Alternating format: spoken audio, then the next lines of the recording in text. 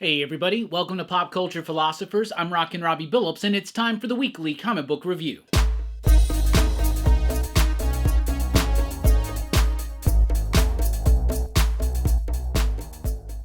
That's right, everybody. Thanks for checking out the video. I am Rockin' Robbie Billups. This is the weekly comic book review. It's the show where I read a lot of comic books and I'll let you know what I thought about them. And we always start with the pick of the week. This week's pick of the week: Out of Alcatraz, issue number 1 from Oni Press. This is written by Christopher Cantwell with artwork by Tyler Crook, and the book was a huge surprise. I absolutely adored this book. The basic premise is this: there are these 4 individuals that try to escape from Alcatraz. Only 2 of them make it, and they have like somebody set up that's going to who has helped them escape, and so they have to work for them for a while, but there's so much more going on than just that. Like, one of the people that was supposed to go may have died and may be related to one of the people. Maybe there's distrust that is festering within, so the personality conflicts and just the slow build of the story and the revelations of what actually is going on throughout this issue is just entirely spectacularly paced. The artwork is so rich. The expressions are very emotive. The artwork is very clear with its sense of movement and story flow. The sequential storytelling is amazing. The coloring is top-notch. The lettering is super solid. This is one of the better Oni Press number 1s I've read in a while, and I think that there have been some really good ones, like Toxic Summer, for instance, but Out of Alcatraz just blew it away this week. There's some really great comics this week, but this one, to me, stood out above and beyond the rest. Plus, that Tyler Crook cover gets the cover of the week, and you know what? We're going for the hat trick. By the way, great action sequences, too. We're going for the hat trick. It's smell of the week as well. So here you go, Out of Alcatraz. That's your pick of the week.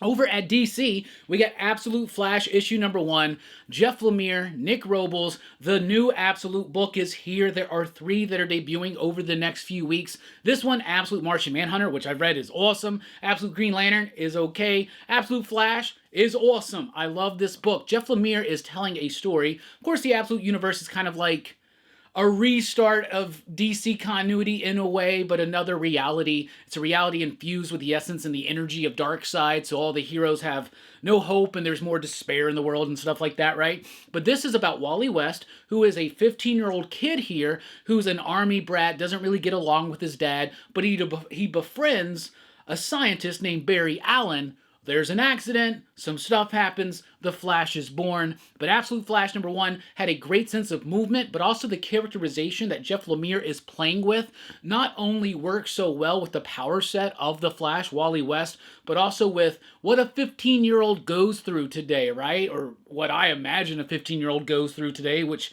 I imagine being the same stuff that this 15-year-old would have went through back in the 90s, but without all the internet and stuff, so I guess it is different. Anyway, Absolute Flash number 1 was super fun. It has a great sense of motion and energy and an explosive quality that I think really fits the tone of this book. At least 1 issue in, it's a solid pick so far. Then we've got Absolute Batman issue number 6 here. Scott Snyder, Nick Dragotta, Frank Martin. Y'all, let's talk about this book. Now, I have come across as maybe not liking Absolute Batman. I do enjoy Absolute Batman. First of all, I love Nick Dragotta's artwork. I absolutely love it. Scott Snyder does things in the story that are pretty dumb. Like, things that are just dumb. Like the giant-ass Batmobile. The spikes and everything on the armor. It's dumb. When I say it's dumb, it doesn't mean it's bad. It's big, dumb fun, right? So I do like Absolute Batman. I have fun with it. Issue number 6 is my favorite issue yet. There's a really great anchoring sequence here between like a flashback from Bruce and Martha, his mother back in the day, and the way that that is juxtapositioned against like what the story's going through, which is kind of the finale of this whole Black Mask thing. There is one moment in here that everybody's going to be talking about. You're going to see it all over the internet this week. People are going to be like, this Batman does this.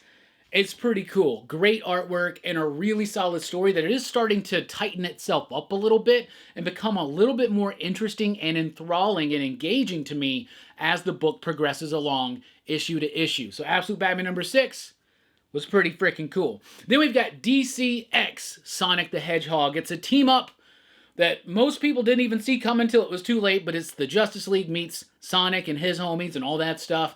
I played Sonic 1 and 2, and I think 3 on Genesis back in the day, but I've never been the most dedicated hardcore Sonic fan. That being said, I had a lot of fun with this book. It's silly, it's not taking itself, it knows exactly what the mission statement for this kind of a book is, which is just to be fun. It's going to please tons of Sonic fans because it's got Sonic and basically the whole Sonic family. It's got the Justice League. It's a little cheesy. It's a little corny. But what are you expecting from Sonic the Hedgehog meets the DC Universe? I had a lot of fun with this book. I thought it was cute. I thought it was charming. And actually, pretty damn good for what it is. So I liked it. All right, then we got The New Gods. Issue number 4. Rom V has been killing it in the pages of The New Gods. Issue 4 is no exception. You got some artwork here from Bernard Chang. Of course, most of the artwork is done by Evan Cagle, and the artwork is great. In this issue, war has fully come to New Genesis. Highfather has to make some tough decisions and some interesting decisions. At the same time, Orion has caught up with Mr. Miracle and Big Barda on their mission to save this new god child that has been born. Big moments already here in issue number 4. The pace of this book has been so perfectly realized by the artists and of course by Rom V, the writer. New Gods is a treat, and for this Kirby New Gods fan, it's just like how I feel when I read the Fourth World stuff by Kirby. I feel like I'm going to church. This church though just happens to go a little bit faster, a little bit more crazy, a little bit more wild. And I'm all down for that. Then we've got Detective Comics here with 1095. Mikhail Hanin is still on the book consistently, and that's awesome. But the art does take a slight step back here because he does have some color assists and some ink assists on some pages. Not all the pages, but just on some pages. So you can tell it's still Mikhail's work, but it does provide an inconsistency and a bit of a jarring effect while you're reading the book. So that was a little bit of a ding on this particular issue. However, this story was great. It's Bruce kind of getting to the bottom of this Joe Chill situation and his dad saving Joe Chill's life, and then Bruce's mom taking Joe Chill's daughter and wife away, and was it a mission for revenge? And you got some good stuff here. There's some really great moments where people are trying to reach out to Bruce, in particular the stuff with Clark. I really like that. I think Tom Taylor really nailed that dynamic, that friendship between Bruce and Clark in these issues, or in this issue. So great cover, great story. Artwork does get a little bit inconsistent though because of the art assists on a few pages. So, but aside from that, Detective Comics has been damn fine. But then you got Batman and Robin Year 1, issue number 6. This book continues to absolutely slay. This book is amazing. Chris Samney's artwork is stunning. The colors by Mateus Lopez are exactly what is needed to evoke the feeling, this noirish, gritty Gotham that, even though it's set in the past, it still has this like dirt and grit to it. I absolutely love this book. Robin's been kidnapped because he's been hot-headed off doing his own thing. Bruce has to go save him. They have a really great conversation at the end of this book. I think Mark Waid did an incredibly great job, an incredibly well job getting that one done. But just like when you got Mark Waid, Chris Samney together on a book, it's going to be a must read. Batman and Robin Year 1, no exception. We got Zatanna here with issue number 2.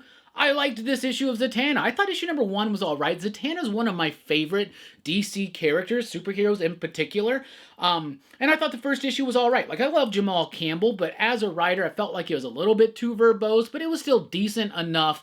There's a new enemy out there, or maybe an new old enemy or something. We don't really fully know yet. Some mystical sword's been stabbed through Zatanna's chest. This is her dealing with that. You got other members of the magical corners of the DC universe making their appearance here. Great artwork though, really solid stuff from Jamal Campbell. And this story, it's less wordy, it flows a lot better, it's got some really great sequences and double page spreads. Zatanna, issue number 2, actually was an improvement upon the first issue, so I think that was pretty frickin' stellar. Then we got Nightwing here with issue number 124. Nightwing's in the midst of this like gang war between the Teddies, which are like a furry kind of like gang.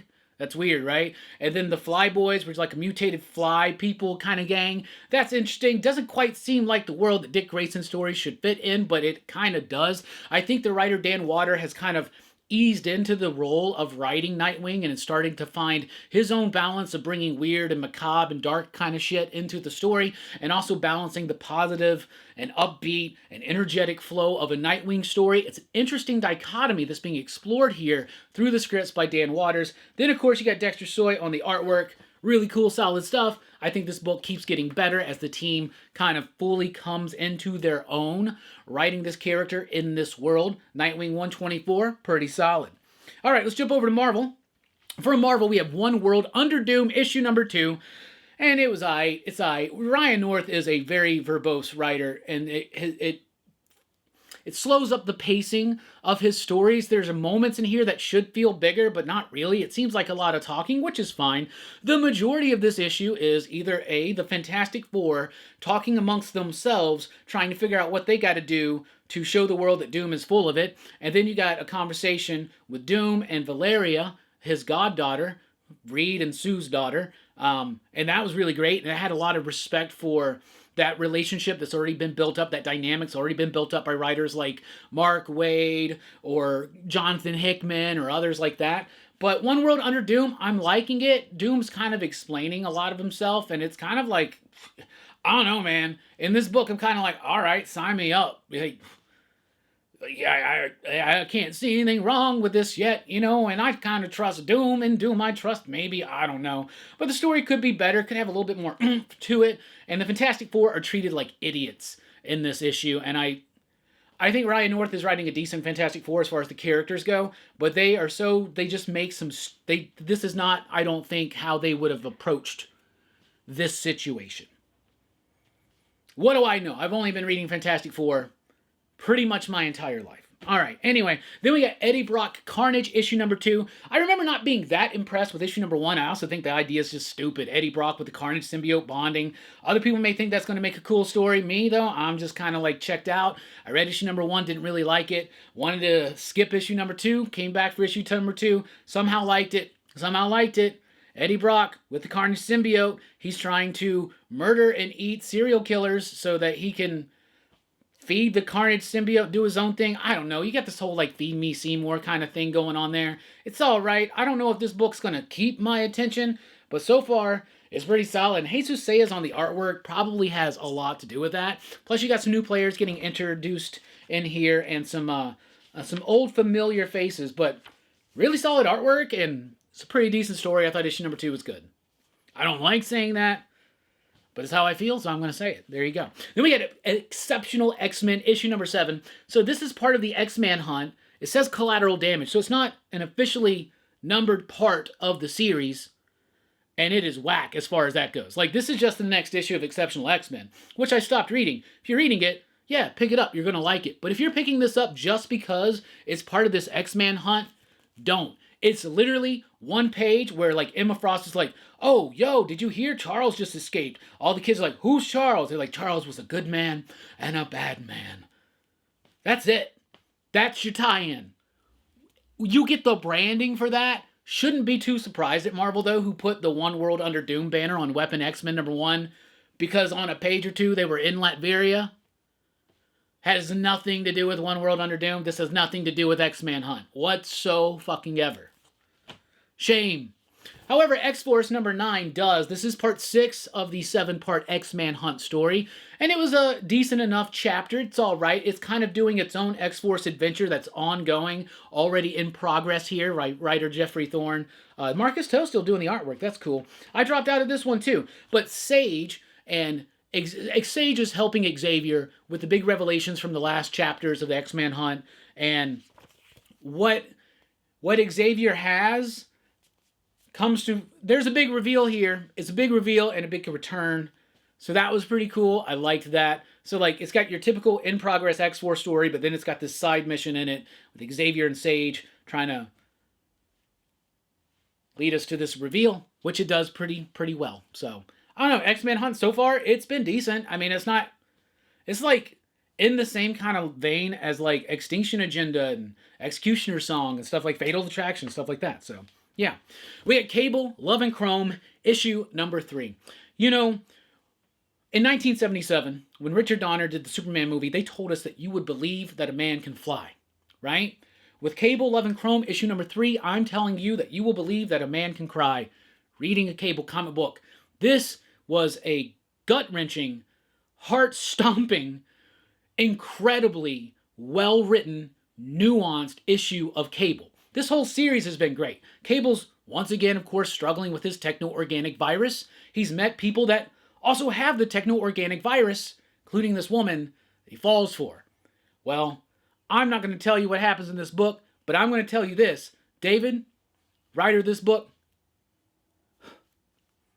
you got me. You got me. This was a very emotionally resonant issue of Cable. One of the most emotionally resonant issues of Cable. And the art, which I haven't been super sold on Mike Henderson's artwork, but in this issue, it really freaking works. And it works a lot. And it's giving me some of those old school Cable vibes. This is an incredible book. If you're a fan of Cable, you have to read this book. Do not skip it. You have to. One of the best Cable stories I've ever read. All right, then we got Psylocke here with issue number 5. I thought this was a 5-issue series. It's going to continue on, and I'm down for that. I've had a lot of fun with this Psylocke book. This wraps up the first arc. You get introduced to the big villain. His whole shtick is kind of interesting. I really, really love Psylocke. I always have, but I also really love this new iteration of Psylocke now that it's Quan and there's no Betsy involved. But I don't know, lots of cool action, really solid artwork, a great solid conclusion to the story, and a setup for what's to come. I'm down. Psylocke has been good. And as long as this book continues to come out, I'm going to continue to read it for now. Then we got Ultimate X-Men issue number 13, Peach Momoko, one of the best issues of this series yet. So the Shadow King, little boy Shadow King, right, has taken over Armor. So now she's like Dark Armor, and this new team of mutants slash whatever we want to call them, if we want to call them X-Men, have to fight now their friend Dark Armor. Really cool stuff. I liked it, and Peach Momoko is doing a monochromatic type thing. Lots of cool effects with the artwork, lots of cool motion and energy and just big impactful moments. I think this is one of the better issues of Ultimate X-Men so far. Anybody saying this was a slow burn? Yeah, you're right. But here in issue number 13, it's balls to the wall. Same thing with Ultimate Black Panther issue number 14. A lot of people said this book was a slow burn, which it was. It's got a nice deliberate pace, but I would argue that Ultimate Spider-Man is too. The ultimate slow burn Marvel Universe is what this is, but I have had so much fun with each issue of Ultimate Black Panther, and it keeps deepening my enriched experience as the issues progress. So in issue number 14, you got a new villain tied to the Dark Vibranium, making his appearance known. T'Challa gets a new / old suit that has a nice callback to some Jack Kirby stuff. I really liked it. I like the art. I like the pace of this story. I think Brian Hill's doing an exceptional job with this book. Issue number 14, no exception. Also, we've got another one of those three-dimensional super awesome key comics. We just had X-Men number 1 by Jim Lee and Chris Claremont last week. This week now we have Incredible Hulk 340, Todd McFarlane, Peter David. It's the Hulk versus Wolverine in 3D. I haven't opened it yet to look at the 3D effects, nor have I done it still with the X-Men one from last week. So I'll do that, and maybe we'll talk about it on Rockin' Robbie Live, which there will be a Rockin' Robbie Live this Sunday night. So yeah, check that out as we go to Image. And from Image, we have G.I. Joe issue number 5, another spectacularly splendid issue of G.I. Joe. Josh Williamson is playing with the toys, and he's playing with the toys in the proper way. G.I. Joe, that team with Duke, they are in Cobra's, they're infiltrating Cobra, they're trying to save Clutch. This is a giant, explosive, and action-packed issue with stellar artwork, great action sequences, amazing coloring, and just a really fast, scintillating, dynamic pace to the book. You've got the first meetings of characters that belong together, let's just say that.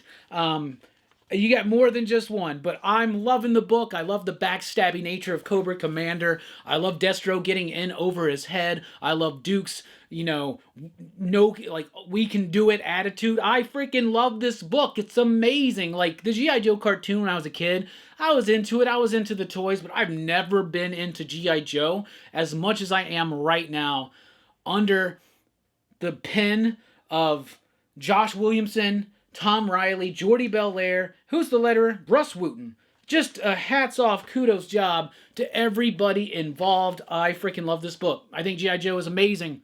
And this is a dynamic, explosive, action-packed issue that just... This is why comic books are fun. And this is why people love comics. Books like that. Then we've got The Deviant here with issue number 9. This is the final issue of the James Tynion book with artwork by Joshua Hickson and lettering by Hassan Otsman El Howe. This almost made the pick of the week. It almost made the pick of the week because this is one of the best concluding chapters that James Tynion has ever written. You get the reveal of the killer. You get the reveal of the motivation. You get a really climatic issue, and then you get a nice resolution at the end. The pace of it was phenomenal, and I can't wait to sit down, especially every Christmas time, and read a new Christmas horror comic about a serial killer dressed as Santa Claus. But what a fantastic ending. It wraps up. It's a very climatic issue with not just the way that the story goes and the reveal of the killer and all that stuff and the explanation, but also just emotionally, the subtextually, all of that comes to a head too. It is perfectly crafted. It's one of the best endings James Tynion's ever written, in my personal opinion. The Deviant number 9, soared. Loved it. Then you got The Sacrificers, issue number 15. Talk about dynamic, explosive, action-packed issues. How about this one? What happens when our Big Daddy, the god of the sun, comes down and starts wrecking shit, loses his mind, and just goes ham? That's what this issue is. The artwork by Max Fiumara is absolutely stellar. You feel the power of this being, of this entity through the artwork. The narration, the dialogue, everything lets you understand the heavy nature, the gravity, the weight of what is going on in the pages of this book. And then it gets to the end, and you're like, sign me up, Rick Remender and Max Fiumara and Dave McCaig, because I am all here and all in on The Sacrificers. Issue 15 is more than an exception, because it's even better. Wait, I said that wrong. I said it fucked up. I fucked that up. What's a good plate with nothing on it? I don't know. Anyway, then we got Bug Wars here with issue number 2. I know a lot of people love Bug Wars issue number 1. I liked it as well. It's kind of like, what is it, like a Game of Thrones, Mad Maxie meets Honey, I Shrunk the Kids kind of thing. This kid's got a backyard in Alabama. There's like all these kingdoms of bugs. The bugs look like humanoids, though. That's a little weird. Aside from that, though, it's a pretty solid book. It's imaginative. It's interesting. It's cool. So this kid, he's got this amulet, shrinks him down. He's part of that world. Shrinks him up. He's part of this world. And the bugs hate his brother because his brother hates bugs and kills all the bugs with a lawnmower. Do we get too much in the second issue? In the second issue, we get some explanation. We get introduced to some more of these, I don't know, kingdoms or clans or entities within this kingdom. So it was good. I liked it. I thought it was all right. It didn't completely blow me away and wow me, but it was good. It was solid, and I'm intrigued to see how this series develops, but it's definitely something someone's going to snatch up. This would make a great television show or something like that. Then we got Blood Squad 7, issue number 7 here by Joe Casey. The art is by Paul Fry. I really like this book. It's kind of like Blood Squad 7 is like a stand-in for Youngblood, so that Joe Casey can continue the idea and concept of Youngblood, bring it into today, and 30 years later, what's it like building a new Youngblood team? How do they work with the government? And some really cool, interesting stuff. Now, we do have Youngblood coming back. Rob Liefeld's doing it. He's selling it on his own and whatnot at first, which is fine. And that's his prerogative to do it, but I never shop on Whatnot, and I wish I could get a hold of that, so maybe I should go on Midtown or something and find it. But anyway, Blood Squad 7, though, even if you're game for the new Youngblood book, you can still read this. They're different teams, but they're different vibes, I'm sure.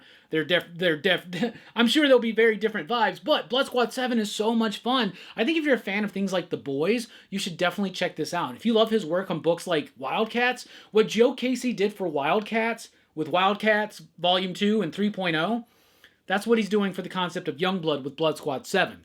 This was a really cool issue. I liked it a lot. We've been building up, and it's finally hit the fan, and I'm ready. I cannot wait for issue number 8. All right, then we got the Rockefellers issue number 4. Another solid issue. Peter J. Tomasi is writing the story of this family who's like traveled back in time into the present day, our present day.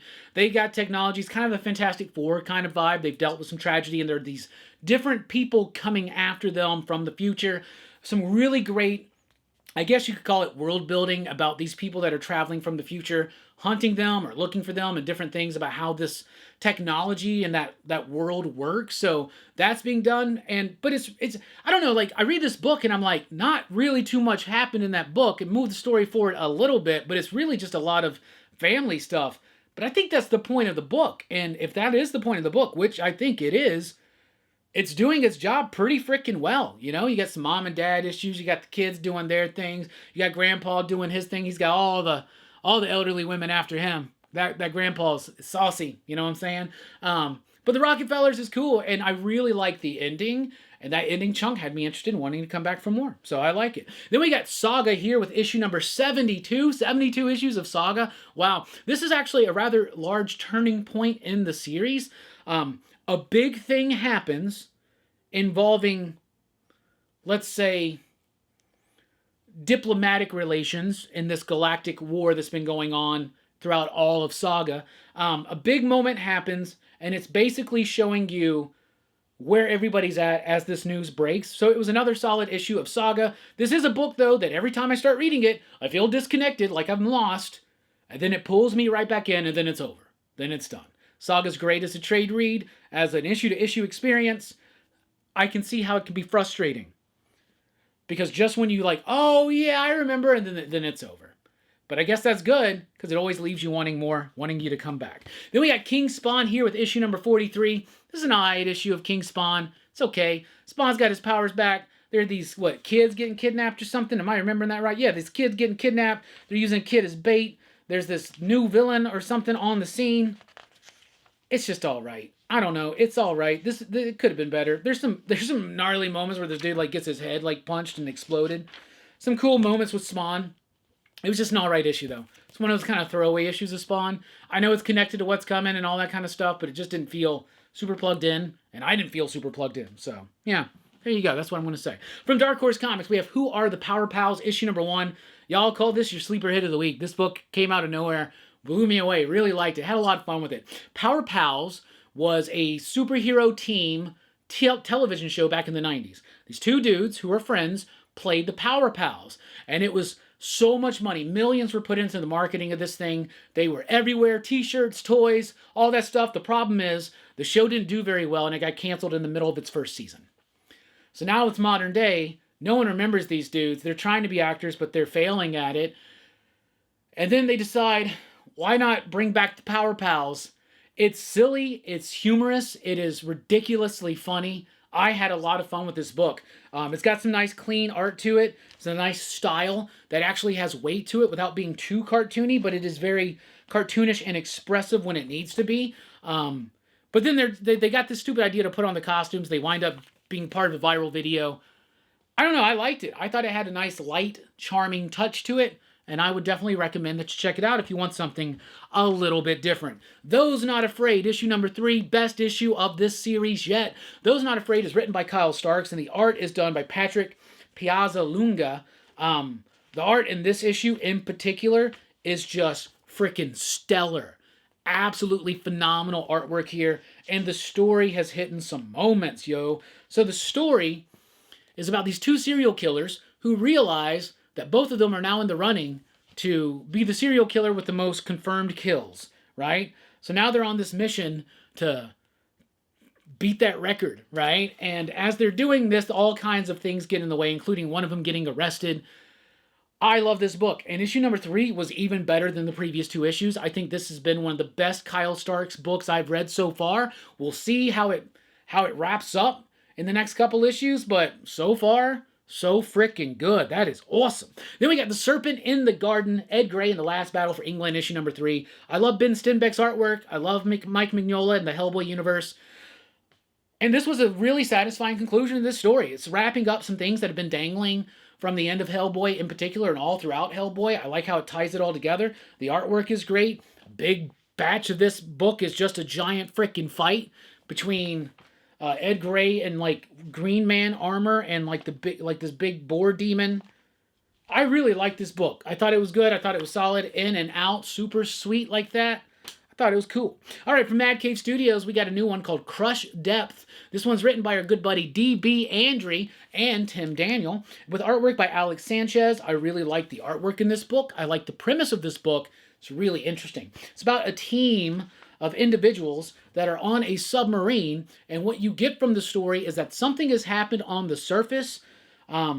They don't really go too much into it, but they have been on this submarine together for about like 10 years with no contact to other humans. They don't even know if they're the only humans left alive. It gives me a little bit of a Day of the Dead vibe as far as that goes. You know, like the military and these scientists kind of stuck in a bunker while they think the rest of the world has ended. Something like that. But then they find another ship, and it leads them to a deepening mystery that has a really cool, punchy ending at the end here that definitely has me wanting to come back for more. So Crush Depth, issue number 1 from a team I trust.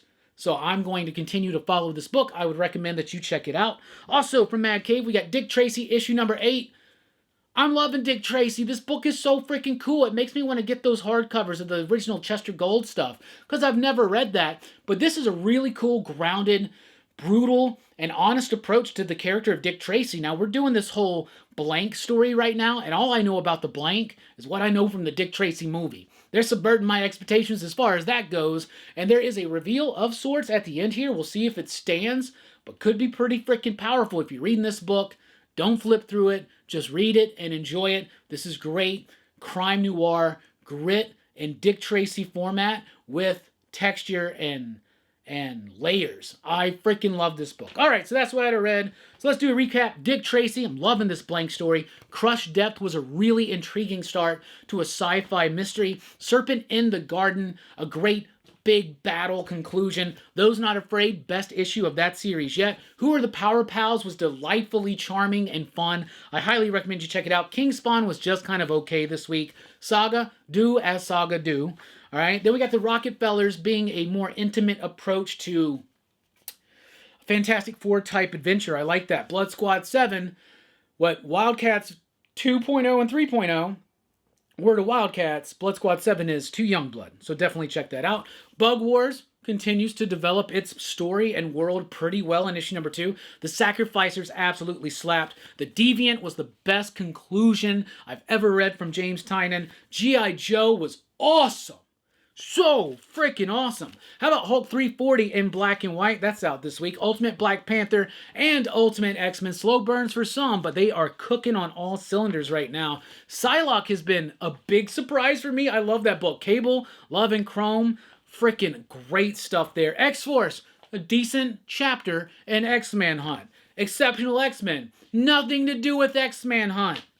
Get real. Eddie Brock Carnage was way better than issue number 1, and I hate to admit that. One World Under Doom has some good bits, but it's also got some dumb bits to me. Nightwing, I think Dan Waters and Dexter Sawyer are starting to really click on that book. Zatanna, issue number 2, was pretty freaking cool. Batman and Robin, year 1, number 6, was amazing. Detective Comics 1095 was great as far as the story goes. A little inconsistent on the artwork. New Gods was amazing, spectacular, giant, and awesome as usual. Sonic the Hedgehog meeting the DC Universe. DC X Sonic the Hedgehog. I like this book. I had so much fun with it. Absolute Batman was my favorite issue of this series yet. Absolute Flash is a really good kickoff. But the pick of the week, smell of the week, and cover of the week go to Out of Alcatraz. Really interesting story. Great characters. Perfectly paced. Amazing artwork. So that's what I read. That's what I thought. That's what I'm digging. What are you reading? What are you thinking? What are you digging? Let us know in the comments down below. Thank you so much for checking out the video. Be sure to like, share, and subscribe. And join us over at patreon.com/PCP if you want to help support the channel. I've been rocking Robbie Billups. Thanks for rocking with us. Station. Keep on reading. Pop, pop. Boom!